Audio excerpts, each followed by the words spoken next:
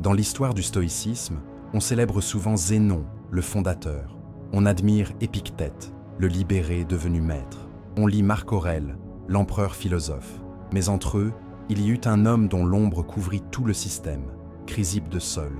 Sans lui, le stoïcisme serait resté un arbre fragile, peut-être déraciné par le scepticisme et l'oubli. Grâce à lui, il devint une architecture de pierre et de feu. Chrysippe n'a pas fondé, il n'a pas conquis, il a bâti. Pierre après pierre, il a donné au stoïcisme ses fondations les plus solides, une logique implacable, une cohérence redoutable, une pensée à l'épreuve du temps. Il n'était pas là pour séduire, il était là pour structurer. Et dans un monde antique où briller comptait souvent plus que penser juste, cette mission faisait de lui une anomalie et un pilier. Né à Sols, en Cilicie, vers 280 avant Jésus-Christ, Chrysippe grandit dans un contexte grec déjà saturé de discours philosophiques. Platon avait imprimé sa majesté. Aristote avait installé sa rigueur. Les sceptiques multipliaient les paradoxes. Et les épicuriens séduisaient par une promesse simple, le plaisir comme fin. Dans ce tumulte, le stoïcisme naissant tenait sa ligne, tendue vers la vertu. Mais il lui manquait une ossature. Cléante, fidèle mais austère, avait conservé la flamme de Zénon. Mais il n'avait pas donné d'armes intellectuelles à l'école. Et c'est là que Chrysippe entre dans l'histoire, non comme un poète du Logos, mais comme son ingénieur. Il arrive jeune à Athènes, curieux, vif, obsédé par la précision. Il intègre l'école stoïcienne, devient disciple de Cléante, puis très vite, son héritier naturel. Ce qu'il voit dans le stoïcisme, ce n'est pas une philosophie de plus, mais une charpente morale qu'il faut renforcer. Il va y consacrer sa vie, littéralement, car Chrysippe n'est pas un penseur intermittent. Il pense tout le temps, écrit sans arrêt, produit une œuvre si vaste qu'elle en devient légendaire. On dit qu'il aurait rédigé plus de 700 ouvrages. Certains de ses détracteurs affirmaient même qu'on pouvait entendre les os de ses esclaves craquer sous le poids des rouleaux qu'il copiait jour et nuit. Cette hyperproductivité n'était pas vanité, c'était urgence.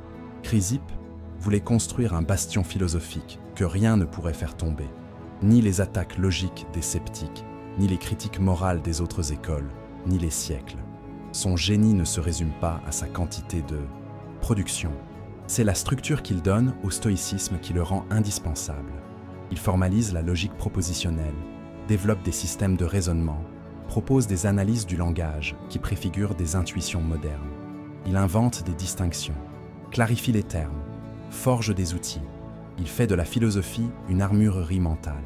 Et pour lui, la logique n'est pas un jeu, c'est une ascèse.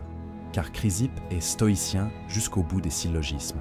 Il croit que penser juste, c'est vivre juste, et que la confusion conceptuelle est le début de la servitude intérieure. Alors il affine, il tranche, il clarifie, il ne veut pas briller, il veut que tout tienne, que la cohérence de la pensée soutienne la cohérence de la vie. Il ne s'interdit pas l'ironie, il utilise les paradoxes comme des épées.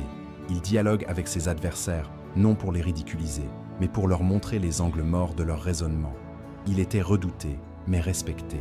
Même ses ennemis reconnaissaient en lui une clarté tranchante. Et pourtant, très peu de ses textes nous sont parvenus. Le feu a tout dévoré. Il ne nous reste que des fragments, des citations, des échos dans les écrits d'autrui. Mais ces échos suffisent, car ils portent encore la trace de son passage. Un souffle de logique, un goût d'ordre, un appel à l'intégrité intellectuelle. Dans l'école stoïcienne, Chrysippe ne fut pas seulement un penseur, il fut un charpentier de l'âme. Là où Zénon avait posé les poutres maîtresses et Cléante avait consolidé les murs, Chrysippe érigea les arches, les contreforts, les fondations invisibles.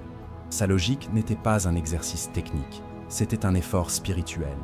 Chez lui, toute réflexion part d'une exigence, ne rien laisser passer, aucune imprécision, aucune faiblesse conceptuelle.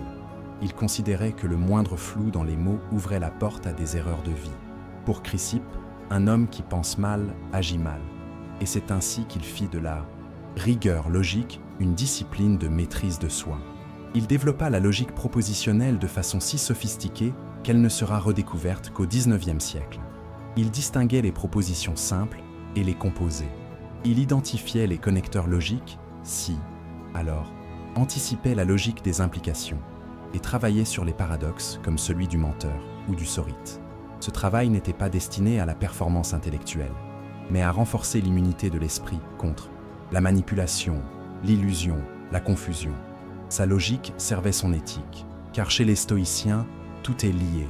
La logique est au service de la morale, et la morale s'inscrit dans la physique.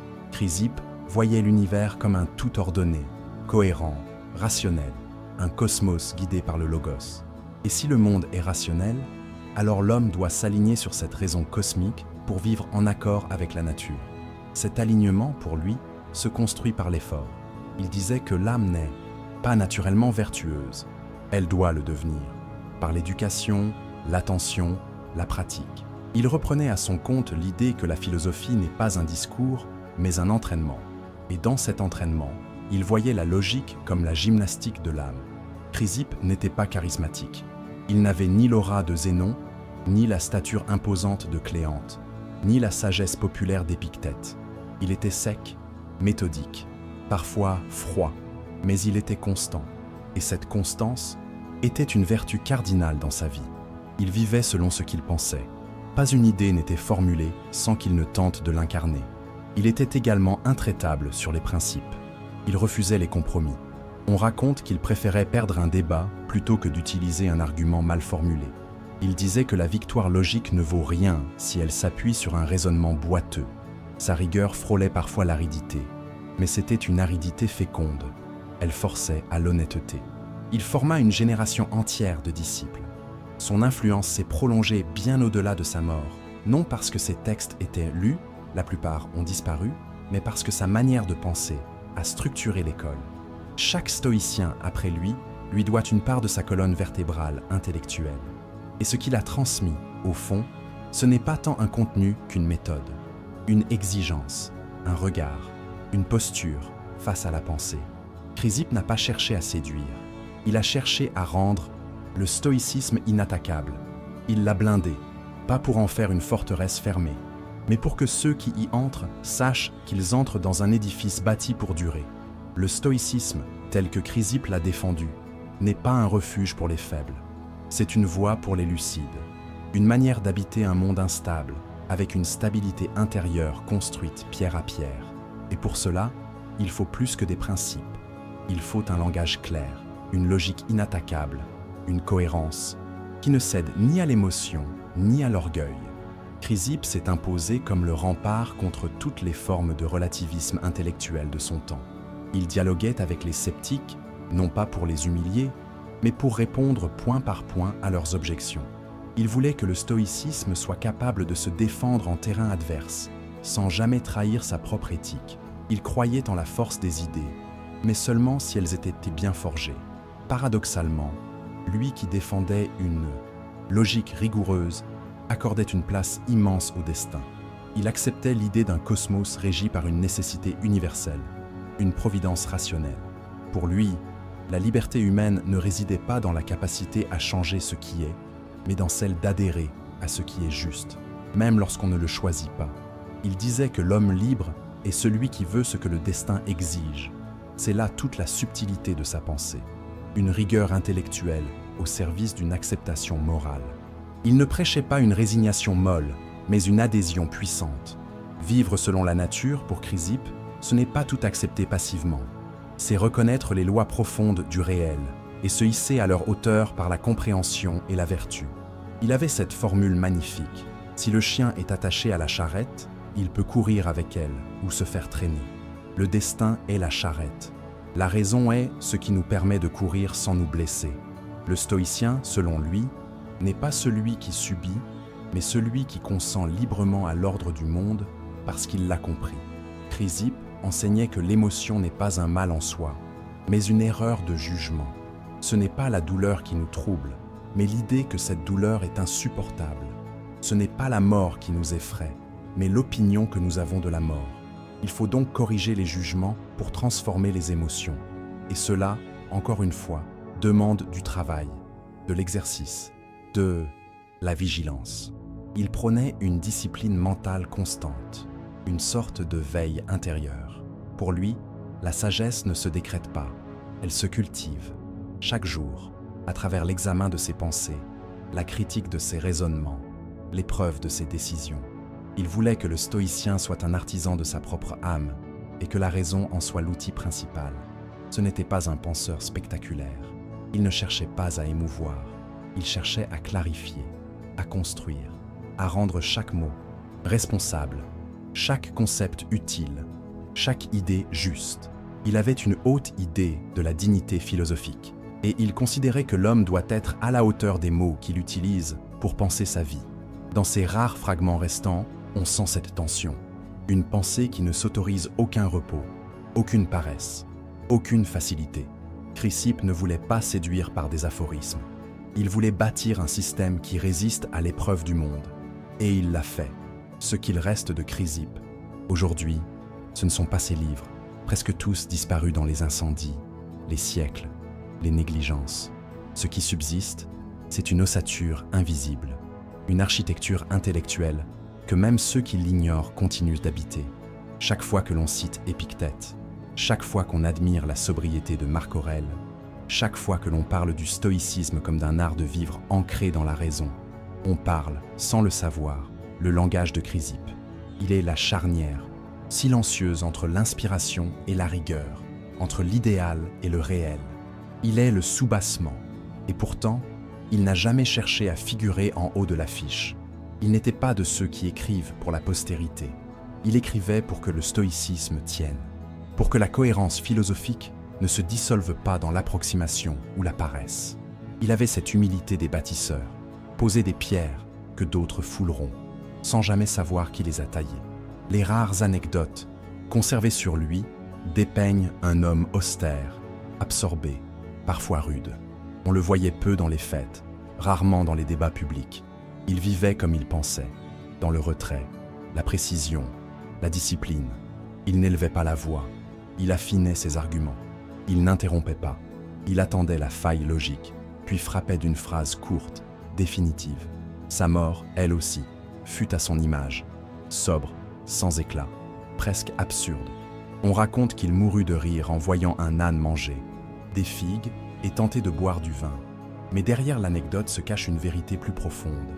Même les penseurs les plus rigides sont traversés par le rire, l'ironie, l'imprévu.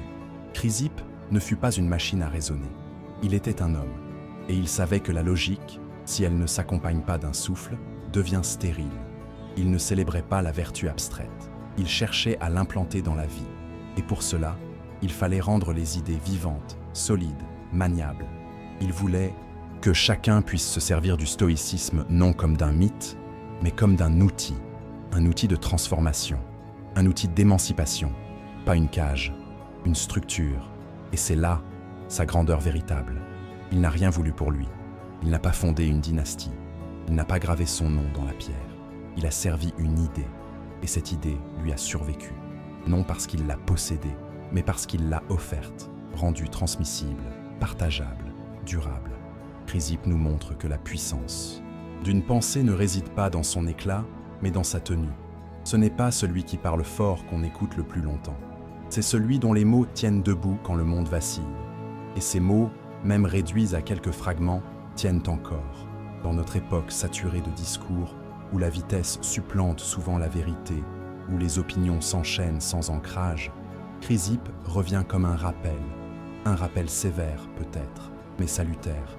Il rappelle que penser est un acte de responsabilité, que chaque mot engage, que chaque concept mal formé devient une arme retournée contre nous. Il nous enseigne aussi qu'il n'y a pas de grandeur durable sans exigence intérieure. On peut impressionner un public avec du style, séduire une époque avec des slogans. Mais pour traverser les siècles, il faut une pensée qui tient, une logique qui résiste, une colonne vertébrale faite d'honnêteté et de travail. Il y a quelque chose de profondément contemporain dans l'œuvre, ou, plutôt dans la méthode, de Chrysippe. À l'heure où le doute devient spectacle, où le relativisme devient mode, il oppose une rigueur sans ostentation. Il ne dit pas « j'ai raison parce que je suis sûr de moi ». Il dit « je vérifie, je décortique, je m'aligne ». Et cette posture, elle n'est pas froide, elle est courageuse, parce qu'elle implique de douter de soi, avant de douter des autres, de confronter ses idées au réel, de subir la peine de penser vraiment. Dans un monde de confort mental, Chrysippe est un ascète, un veilleur, un forgeron de clarté. Il ne laisse pas de citations célèbres gravées dans les manuels. Il ne pose pas en maître de vie. Il agit en architecte silencieux, qui passe ses jours à renforcer les fondations pour que d'autres s'élèvent. Et cette posture, aujourd'hui, a quelque chose de rare, de précieux, de nécessaire. Il ne s'adresse pas à ceux qui cherchent des réponses faciles. Il parle à ceux qui veulent tenir, tenir dans la tempête, tenir dans l'ambiguïté, tenir sans trahir leur exigence de vérité. Il offre une méthode, une posture, une promesse sans séduction, celle que la rigueur, même invisible, est une forme de force. Chrysippe, l'homme sans statut, sans popularité, sans texte complet, nous rappelle que l'essentiel n'est pas toujours visible, que certaines œuvres sont souterraines, qu'il existe des penseurs dont l'influence se mesure à ce qu'ils ont permis et non à ce qu'ils ont affirmé. Il est temps de se souvenir de lui, non comme d'un nom oublié dans un coin de l'histoire, mais comme du socle sur lequel tient toute une vision du monde. Une vision où la raison est une boussole, où la cohérence est un acte de courage, où penser juste, c'est déjà commencer à vivre juste. Et cela, dans le silence, dans la rigueur, dans la fidélité, Chrysippe l'a incarné. Si cette voix a réveillé quelque chose en toi, n'éteins pas la flamme, abonne-toi et nourris-la chaque jour.